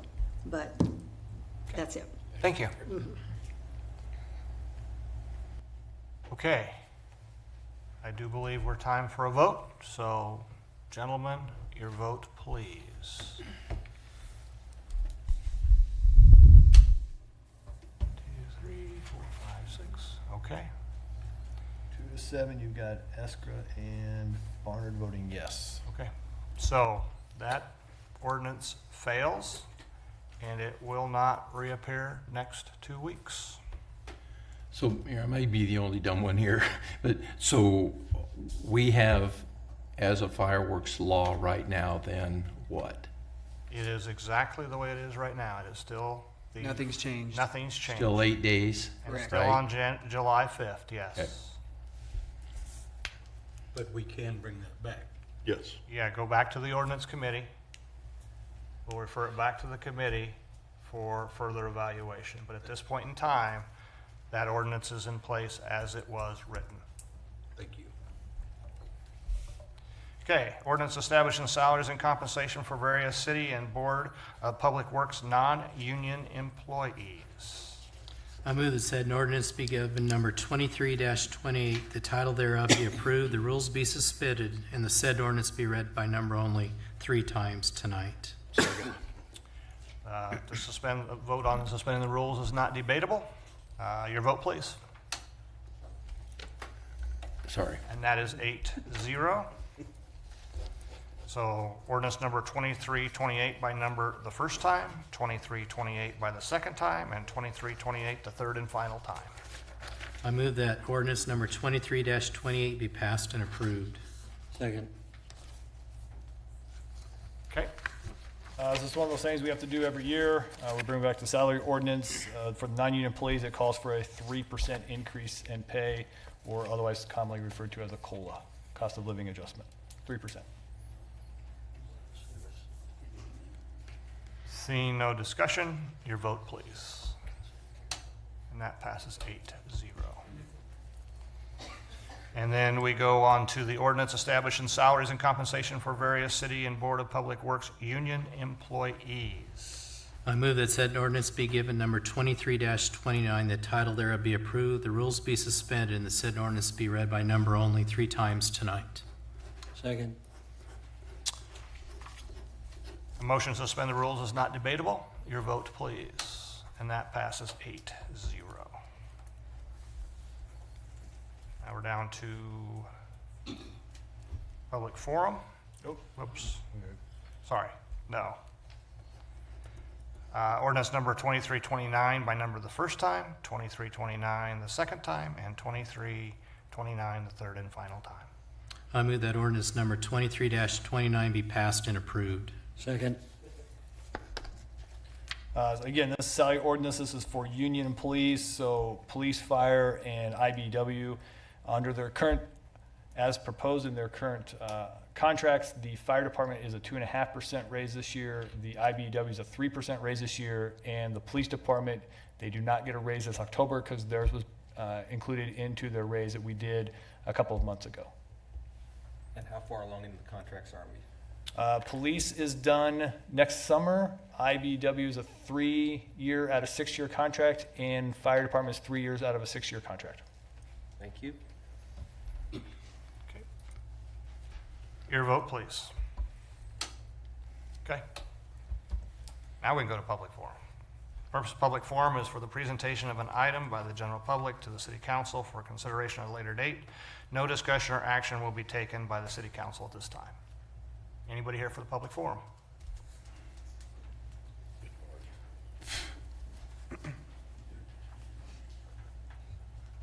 John Charles Fisher, 702 South 3rd Street, Beatrice.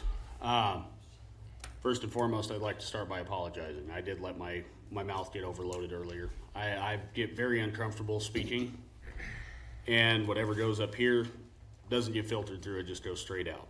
So I do want to apologize for that. I did not mean any sort of ill intentions towards the city, first and foremost. One thing that's been rattling around in this brain of mine because I do listen to these meetings when they're available. And I also do listen to Ask the Mayor when that becomes available. The last one, I can't remember the phrasing exactly, but it was along the lines of when there's a big item, say as the master plan concept for 136, everybody shows up. Well, routine nights, nobody shows up, and nobody's input gets taken into account. I would like to say, I think the city council should take some time to maybe, you've got committees for ordinances, you've got committees for, I can't remember all of them off the top of my head, but maybe come up with some community engagement ideas. Maybe come up with a way to get information out to the public. The only reason the 136 master plan concept was such a big deal was because that was all over Facebook for, 2-3 weeks before the meeting. Everybody knew about it. Everybody wanted to come down and voice their opinions. The city does a pretty good job of major projects and the blogs from the city administrator and the city attorney getting put out on Facebook. Maybe do a city council post every couple weeks to say these are the topics that we're considering, these are the ideas that we've come up with. We would like to get your input. Here's the date, here's the time. And instead of just saying, or instead of just putting the agenda and everything online and hoping that people find it. Some people don't know where to go to look for the agenda online. I mean, the first time I went to look for it, it took me a little bit to find it through the city website. So use the resource of the City of Beatrice Facebook page, which a lot of people in Beatrice follow because it comes out with important information regarding our daily lives. Use that to put information out to the public to say, we need you guys to come talk to us and tell us what we need to do on this. And also, and I'm gonna, I don't know how to phrase this without coming off as an idiot, but the motion to suspend the rules thing, I really think you guys need to go away with that on a lot of it. Routine things like the salaries and stuff like that, okay, get it over, get it done with. It does need to be discussed 3 different times. The UTV issue, that was a big one. That was proper to extend that out to 3 different meetings to get people to come down. And not everybody's going to think of everything in one evening, in one sitting. Ideas will come over time and people can come down and voice those opinions. But when you do the motion to suspend the rules and just pass an ordinance right out the bat, nobody even knows it's going on because for one, nobody's even been told, and for two, it's already done. By the time it's already done, we just have to live with it. So I think the council really should consider more community engagement and also consider maybe some modifications to the way that business as usual is done. Because quite honestly, gentlemen, in my personal opinion, and if you take any time to read Facebook, Beatrice Neighborhood Watch, which I find more comedy than anything else, people have a overwhelming consensus that this body does not listen to the people that live in this city. You guys go about the business. and you don't care what any of us have to say. And quite honestly, there are times where I feel like that. Like earlier, being told that you've already ran it past the city administrator and the city attorney, who are both attorneys and everything else, instead of saying, you know, I appreciate your concern, we've already addressed. No, I'm being, you know, talked down to and told, we've already addressed this with them. No need to talk about it. We need to get it voted and get it over with. Mr. Rivera, I appreciate your opportunity. I would like to take you up on that. Be one of the few, so I appreciate that. You know, well, and I enjoy. I'm kind of weird in this, but I enjoy case law. I find it fun. I find it fun to pick people's brains and get an idea of what they were thinking. So instead of governing from the top down, why don't we govern from the people up? You know, put the ideas out there to the people, let them know about what's going on, and try and do some community engagement, some community engagement ideas to get people to come down here. So, and I try when I can. I work a lot of hours. I work a hard job.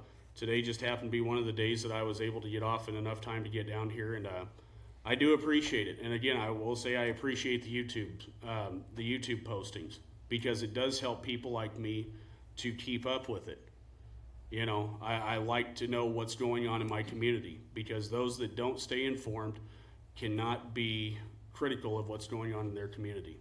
So I thank you for your time, and you guys have yourselves a good evening. And Mr. Rivera, I will, if I can, I'll write down my phone number and my email and just hand it to you. I got to get going home. I'll write down my information. You can just contact me anytime. I'm here all day. I can just grab it off the webpage then. Because I got to get home and get ready for bed because my morning starts early. So. Got it.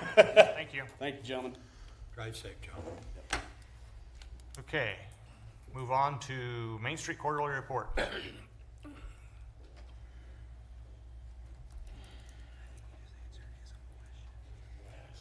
Didn't think you worked for them anymore. Last day. New job tomorrow.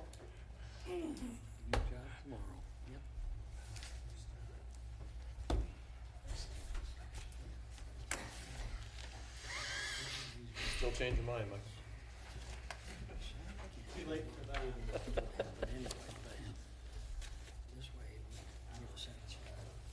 Oh my, legs are a little stiff after this. I'm sure you guys are feeling the same way. So I'll try to make this relatively short. And want to start off by just saying thank you to you guys for all the support over the last 10 years.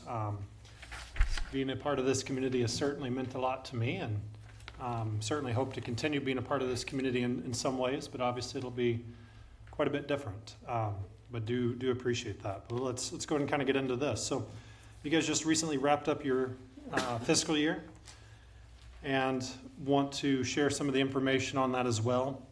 Some of this is a little bit preliminary. We still need to provide a little more data to you that, as a volunteer, I'll try to work on some of the things from some of the business visits that hasn't been done yet. Been a lot going on this last couple months since my announcement, and certainly haven't accomplished everything that I had hoped to prior to that leaving. On the inside page there, I'm just going to kind of highlight our 4 main areas of focus with you guys. Working with downtown property. That was something that we really focused on and did. We did a lot of that the last fiscal year, and certainly continue to this time. The Paddock Kensington has been a huge part of that since March, when that was essentially becoming an asset of Main Street Beatrice. And really even prior to that, we spent a significant amount of time, as the city has been working through their RFP on that. We put, again, a huge amount of time into this effort. That's definitely a project that we believe in. With or without that $1 million, I hope you guys will be a part of that future of that property, just as Main Street Beatrice has been as well. And so definitely keep that in mind. That is a huge opportunity for this community. I know the $1 million is definitely something that would be very appreciated, and I hope that can work out. But if for some reason it looks like that won't, we've got to be creative and find other solutions to bring that project forward. As I was doing some property, just some audits of some of our other reports, I definitely realized that I've undersold just some of the ownership changes and certainly the improvement projects. Just so far this year, Just as far as this calendar year, from January through August, we've had 34 improvement projects downtown totaling just about $3 million. So some of these addresses, there's a few missing off of that, but that's just so far on this year. That's not counting the entire fiscal year. I ran out of time before this meeting to be able to get all those figures put together, trying to wrap up some other things. But that's something that's been pretty common. Over the last few years, since about 2016, 2017, we've been averaging in that $2.5 to about $5 million a year invested in downtown Beatrice in property improvements, which is significant because when I got here 10 years ago, it really did not look like that at all. And so you guys have certainly helped unlock the potential here, and I hope that we've been a part of that as well. As far as some of the measurements of success and the ways that you guys were helping reimburse us, we have conducted 10 of the 20 anticipated visits that we had with property owners. And those are the very formal visits with our where we're filling out different evaluations. I'll let you know, as we're talking with most of our business owners, a lot of them are property owners themselves. So none of these, or very few of these, also are like owner occupied as far as like if I'm talking, let's just give an example, Jeff Hubka at Hubka Law Office or something like that. I'm not also filling out a property visit with them unless they own multiple properties where we can really get into that. So that one right there was a little bit under, but you'll notice that we were a little bit above in some of the other areas. We did provide a lot of our biannual reports. Things kind of changed in the middle of the year with the way that our committee's structure was, but certainly still try to work through a lot of those properties and certainly been a part of trying to help maintain healthy transition of property and investment in the property. As we had this new pre-application process, answered a lot of questions with folks over that. We've had some unique issues with the current CDBG grant, the $400,000 that you guys approved to go out. Because of some rules changes on the state end, because we have a different grant administrator, I think people actually enjoyed working with Tobias maybe more than they did with Send. Nothing against Send at all. I think it's just that they're dealing with new changes on the state end that have made that program more restrictive, which has certainly created some problems. I've been having to help people kind of navigate a little bit of that. There's just been so many different things on the property level, but I think we're still making really good progress there. Moving on to phase number 2, or area of focus number 2, entrepreneurship, development, and retention strategy. Again, we've had really significant growth in this community. In the fiscal year, we've counted 18 small businesses that started operation. You're going to look down and see during that same time we lost 9. Now, some of those, you're going to see a couple of them have even the same name as who started and who lost. That's the nature of small business. In the United States of America, the average small business doesn't even make it a year and a half. More than 50% of them will close in their first 18 months. I think it's actually closer to 65% or something along those lines. We have been consistently in this community beating those odds. Since 2016, we've had a net gain now. I think it's over 35. I think we're around 37 or something like that is the net gain of businesses. Well over 200 jobs that's brought just to the downtown area. We're seeing significant growth. It's slow and steady, which is the way it's going to be, especially when you're talking about entrepreneurship and just all the different factors out there in the world, but we are seeing growth. One of the biggest limiting factors to businesses is quality spaces. The spaces that are available, that are ready to go, very few of those sit there for very long, unless there's large construction and things like that. People just aren't passing through to be able to see some of those signs. But we usually see pretty quick turnaround time with these properties. They aren't sitting there for 9 months or anything like that. Maybe they're there for a month or two, getting some work done. But those that have been chronically vacant, there's multiple factors to that, which is why we've been really trying to focus on change of property ownership and investment into properties.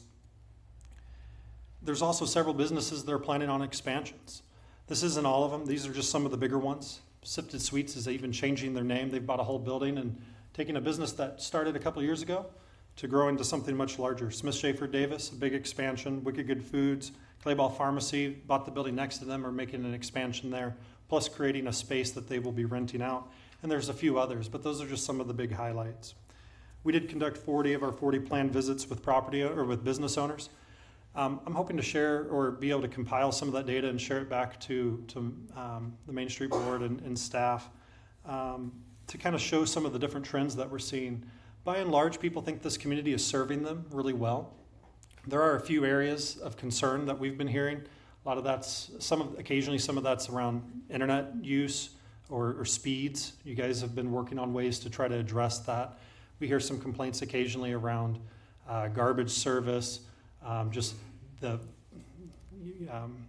I guess the utility deposits, things like that we hear back from time to time.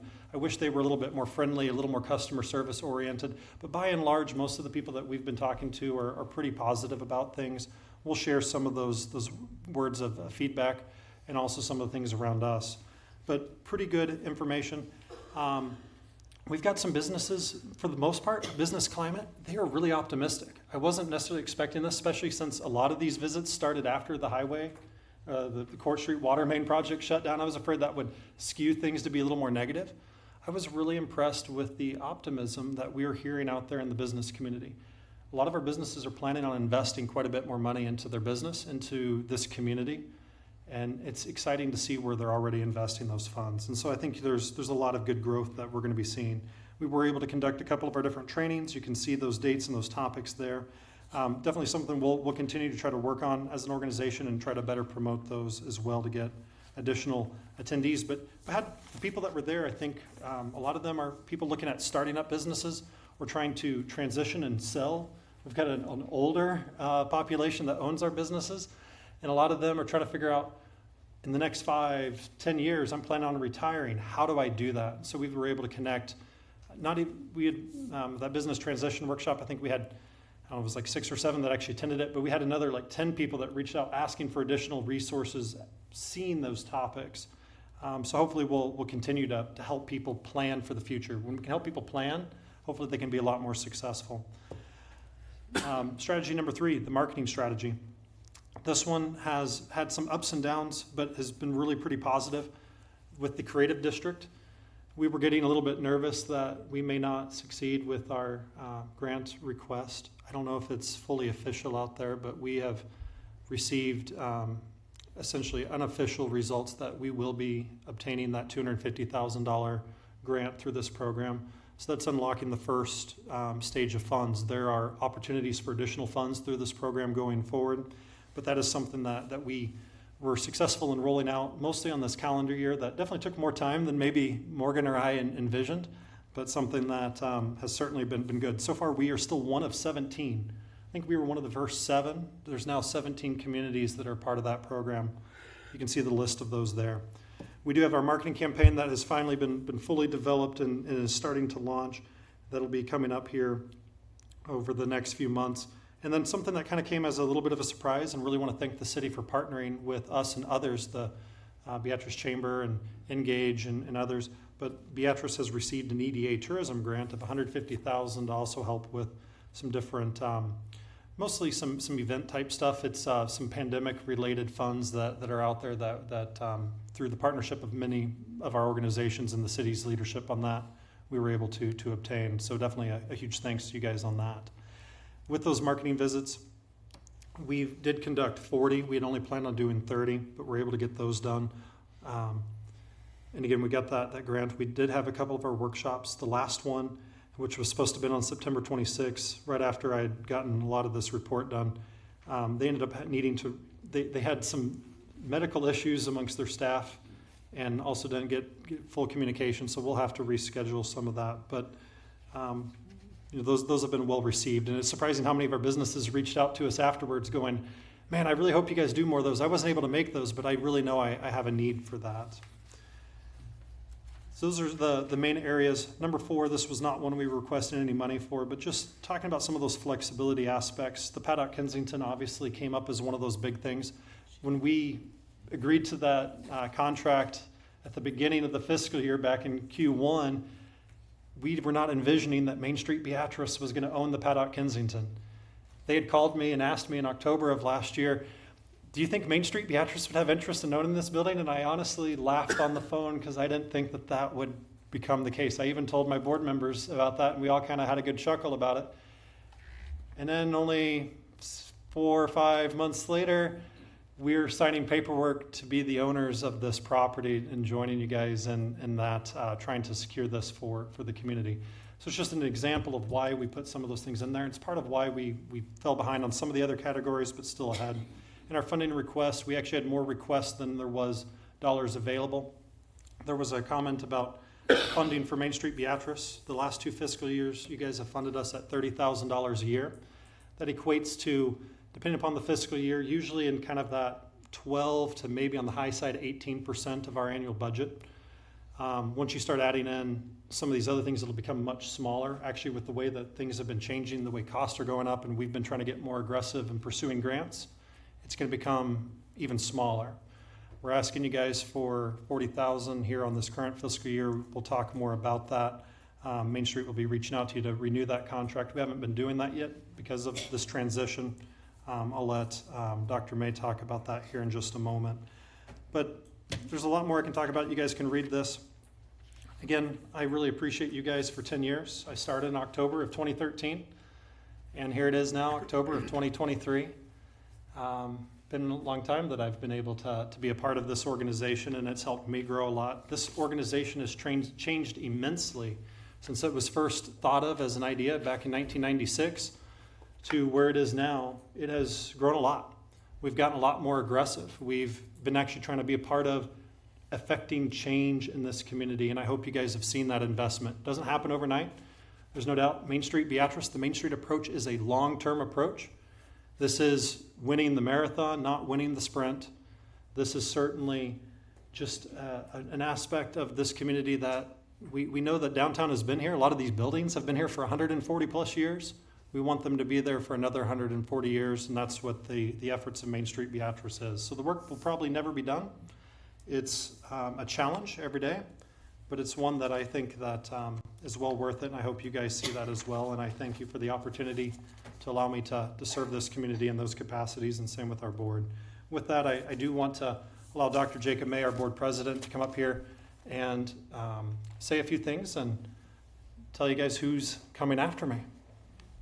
Michael, thank you. Thanks, Mike. Mike.